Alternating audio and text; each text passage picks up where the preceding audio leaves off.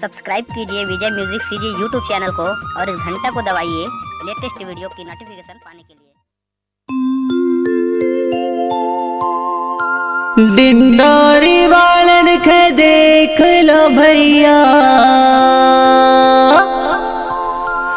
जानत दुनिया जहान है। मैया की हम पे बड़ी कृपा है, रेवा के संतान है।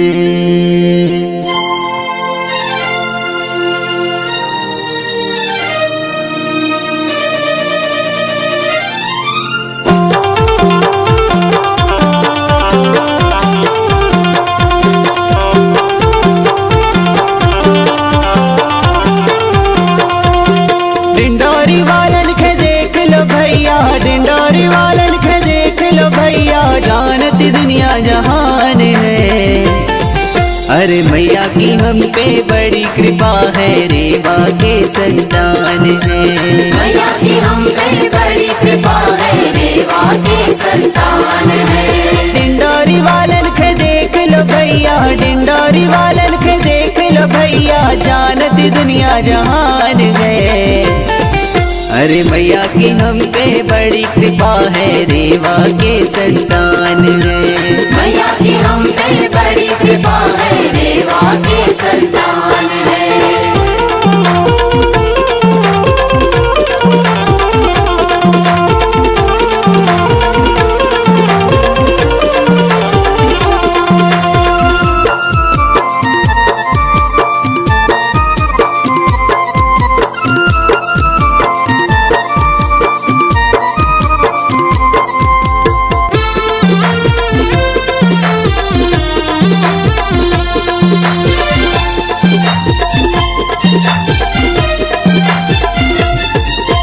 उठ बुन सारे सबसे पहले मैया के शीस झुकाते हैं। मैया के शीस झुकाते हैं, मैया के शीस झुकाते हैं। माता को मंदिर मड़िया घाट में सब मिल नाचत गाते हैं। सब मिल नाचत गाते हैं, सब मिल नाचत गाते हैं। यहाँ न कोई ऊंच नीच है, जय हो जय हो जय हो। यहाँ न कोई ऊंच नीच है, सब तो एक ही समान है। मैया की हम पे बड़ी कृपा है, रेवा के संतान है। मैया की हम पे बड़ी कृपा है, रेवा के संतान है।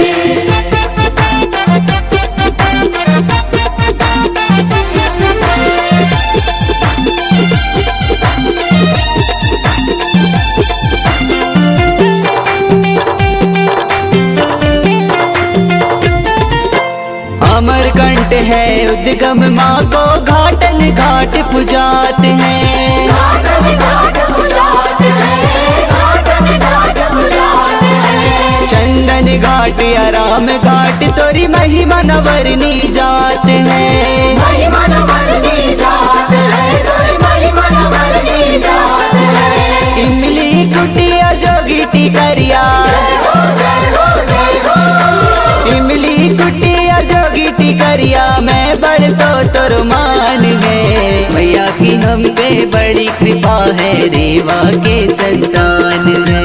मैया की हम पे बड़ी कृपा है, रेवा के संतान है।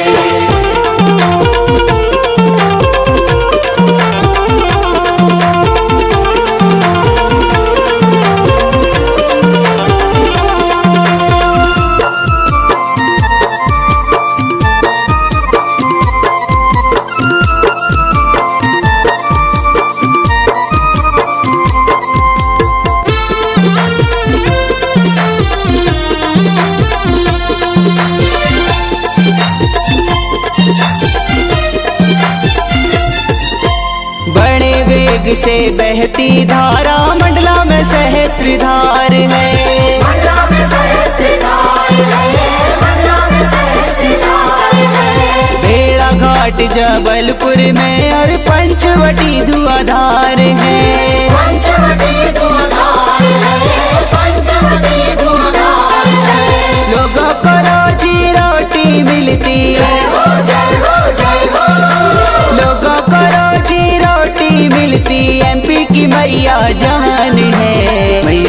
हम पे बड़ी कृपा है, रेवा के संतान है। मैया की हम पे बड़ी कृपा है, रेवा के संतान है। डिंडोरी वालन के देख लो भैया, डिंडोरी वालन के देख लो भैया, जानती दुनिया जहान है। अरे मैया की हम पे बड़ी कृपा है, रेवा के संतान है। मैया की हम पे बड़ी कृपा है, रेवा के संतान है। मैया की हम पे बड़ी कृपा है, रेवा के संतान है। रेवा के संतान है, रेवा के संतान है, रेवा के संतान